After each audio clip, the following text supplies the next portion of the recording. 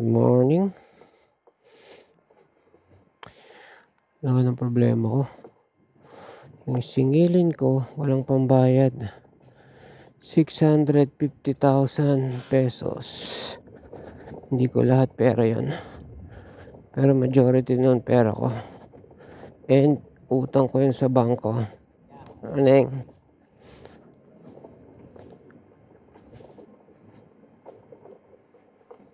Pas. Ayan, dahil utang ko yon, ako ang may utang. Babayaran ko yun obligado. Sakit. Bakit ko siya pinautang? Well, nagbabayad siya eh. Nagbabayad siya. Delayed, pero nagbabayad naman. And suki ko siya. Suki ko na siya for 2 years. Cash siya sa una. Kasi una pa lang hiniritan na ako ng utang. Sabi ko, hindi, cash ka muna sa nautang. Sabi ko lang yung kunwari. Para lang mapakuha ko. Humirit ng utang din. Hindi ako nakatanggi. Nagbabayad, nakakabayad naman. Nadidelay lang talaga. Alam ba, yung 30 days yung nagiging 1.5 month. Yan, delayed ng 2 weeks. Mabayad pa rin. Tapos, hindi siya mareklamo sa presyo, lahat. So, all goods, kailangan mo lang, pasensyoso maningil. Kaya lang talagang itong huli, bigla siyang nagkaganyan. Dami kong mga tanong sa kanya. Sabi ko, ano nangyari? Sabi niya, yung mga site niya, ano nga ba? Ang dami mga dahilan eh. Pinupuntahan ko yun, imbestigahan ko yung mga site eh. 2 sa 3 na dideliveran ko, well, 4 na lahat, pero 2 sa active na 3 na dideliveran ko, stop operation na. Hindi masakit sa construction, tsaka sa contractor. Tapos yung pangatlo, kailangan ko pang puntahan. Yun naman kasi super selan, tsaka super delay din magbayad.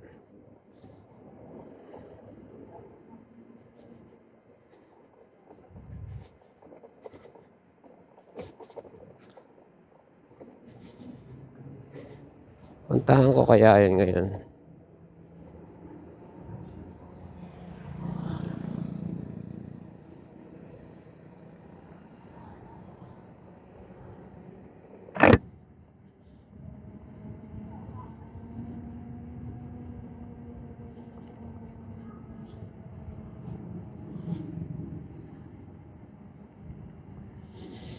So meron siyang isa na lang na active na site.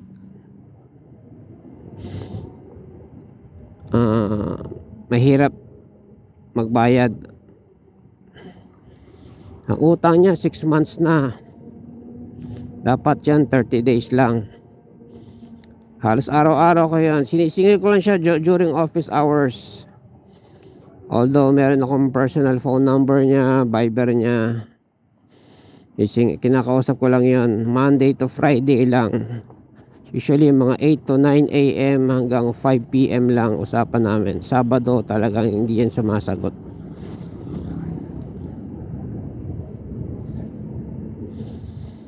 Utang ko sa kuya ko, sa sales niya, marketer niya, and ipinag-utang din ako. Yun nga, utang ko sa bangko, utang kay teacher,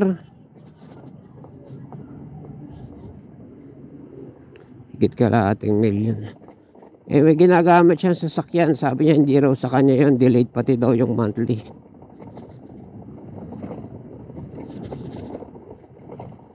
Delayed daw ng 3 months yung monthly. Diba? Napakahina niyang manage ng pera. Totoo lang, para sa contractor. Ngayon ko lang na pagtanto.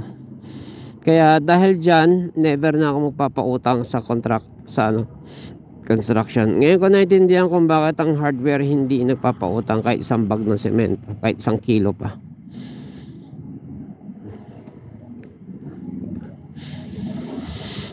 Kasi nga sa dami nga ng mga ganyang yung iba talagang scammer, pero ito kung hindi man scammer, ganyan, mahina sa financial management.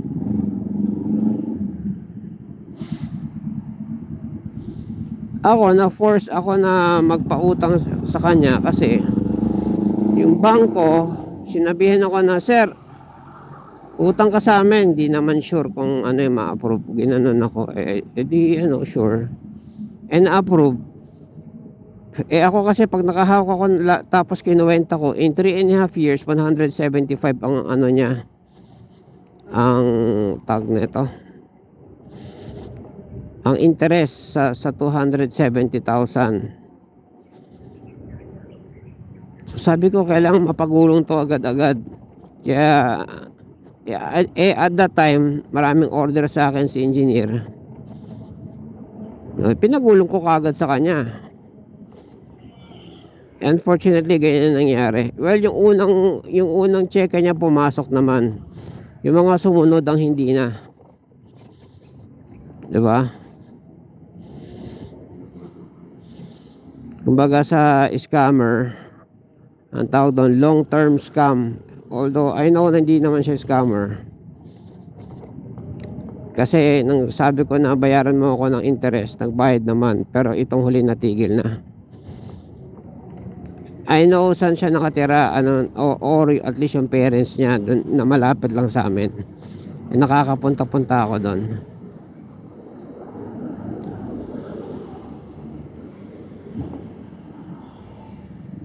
Marikina pala tayo. Ngayon, obligado na ako mag-produce ng 12 mil, kaya kailangan kong kumayad ng gusto. Marami pambayad ako ng 12 tsaka 3.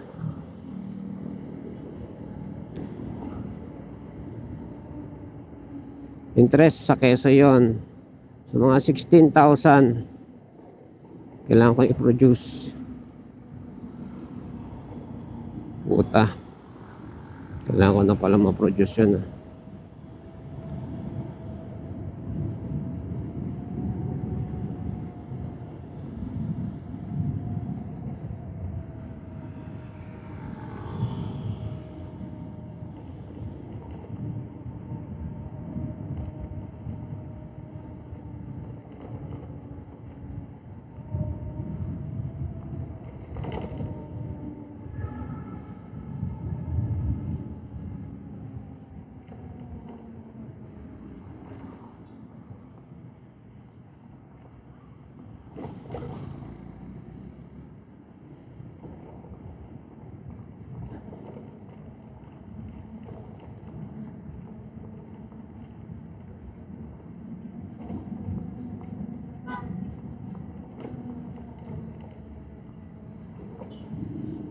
May mabibilan na kayang manok by now.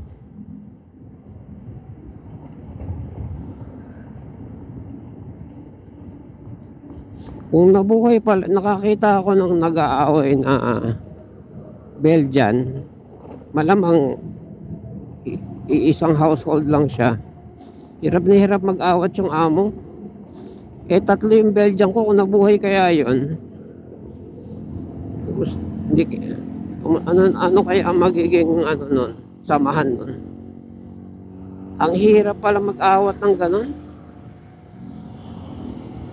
Halos madamay siya sa kagatan. Hindi nga nag-aaway, yung aalagaan mo lang hirap dahil super active eh.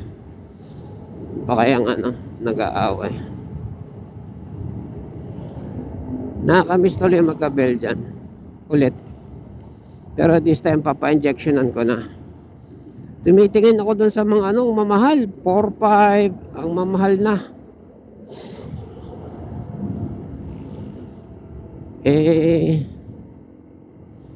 Malay ba natin kung yung mga walang papel naman yung usually sa Facebook. Malay ba natin kung talagang Belgian.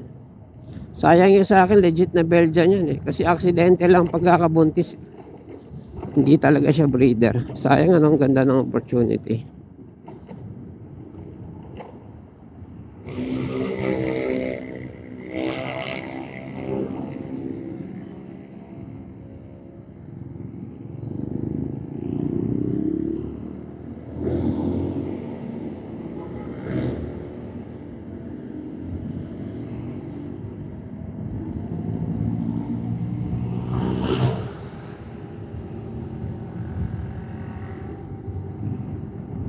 By the way, na testing ko na yung ano, yung bumili ako ng ano, ng anti-fog na pang goggles, pang swimming, tsaka pang salamin. Huwag daw bibili ng pang helmet kasi walang kwenta daw yun.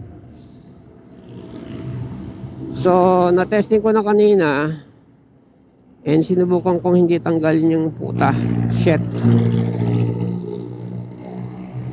O diba, delikado yun, pumapalo yung puwet. Na lang, di ako matulin. Ano ba sabihin ko?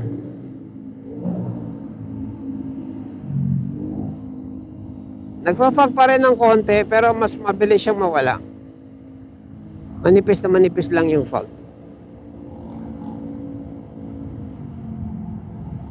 Tsaka meron siyang free na parang putang. Meron siyang manipis na 2x2 na planela. Ang tawag nila doon ano, silver something. Silver planela, parang gano'n. Pampakintab daw ng silver. Pero sabi doon, wag daw lalabhan. Ano ka naman di mo laban yun?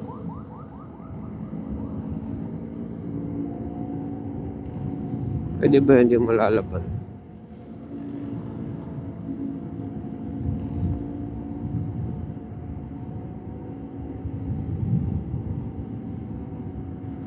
So, hindi ko masasabi na 100% okay siya. Kasi nagpapag pa rin ng konting-konti na lang. Manipis na lang. Tsaka ang bilis niya mawala. Yun lang. May improvement yan. Yan masasabi ko, may improvement.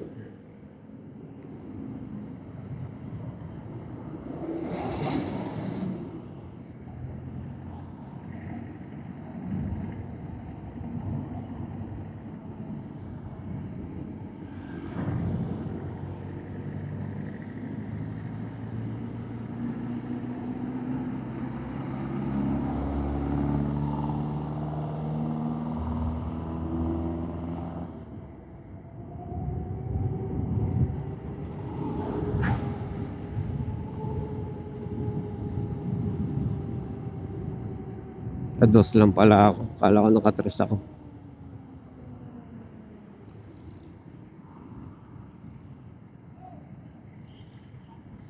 So yung sakit nito kapag inaalis, kapag hindi mo ginagamit sa tres, nandiyan dyan. Ganito yun eh. Yung tres kasi nito, instant siya, malakas yung torque.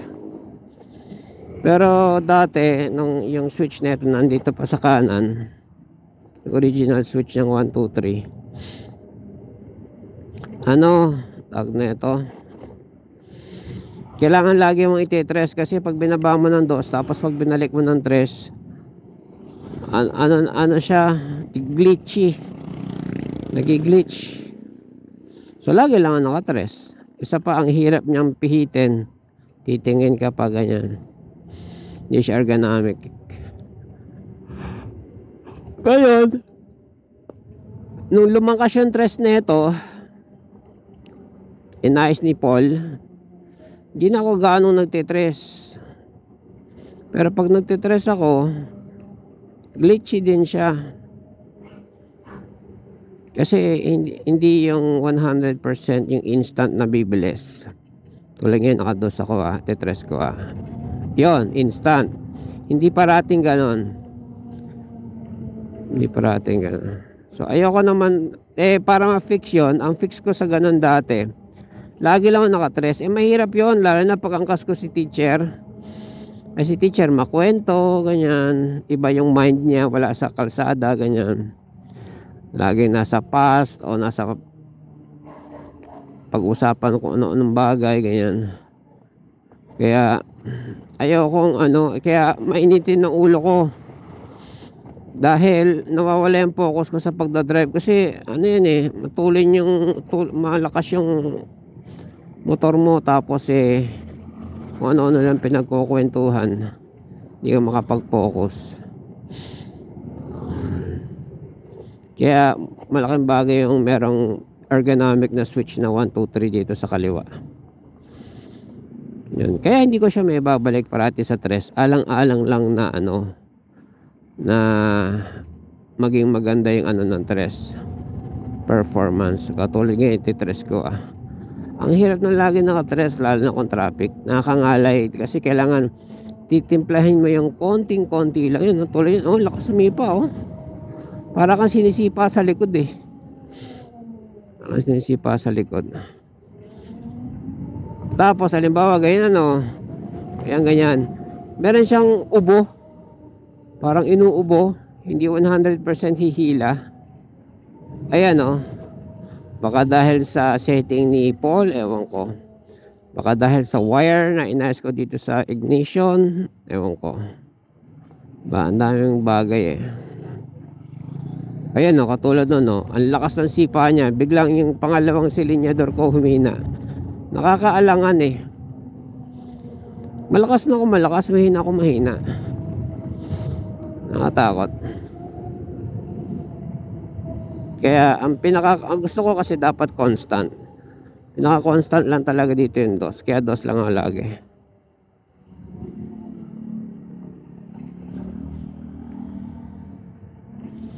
Sana merong chicken ganitong oras, alas 5 pasado pa lang alas 5:30 to be exact. Minsan naman meron, ikot na lang tayo.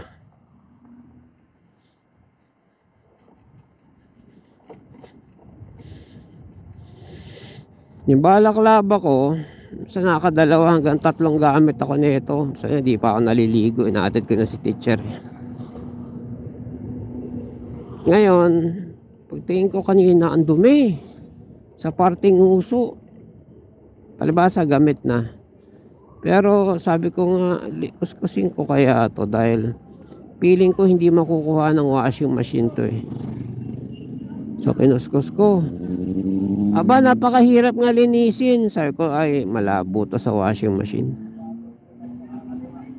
Kinuskus ko ilang beses kong sinabon yun, kailang kuskus banlaw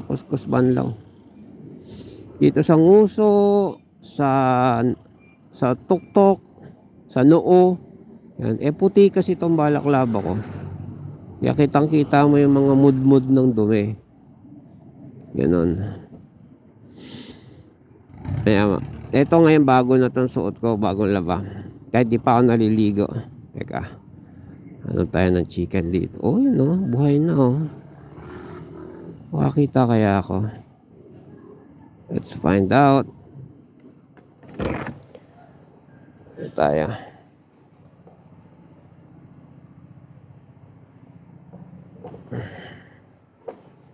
Yan ganda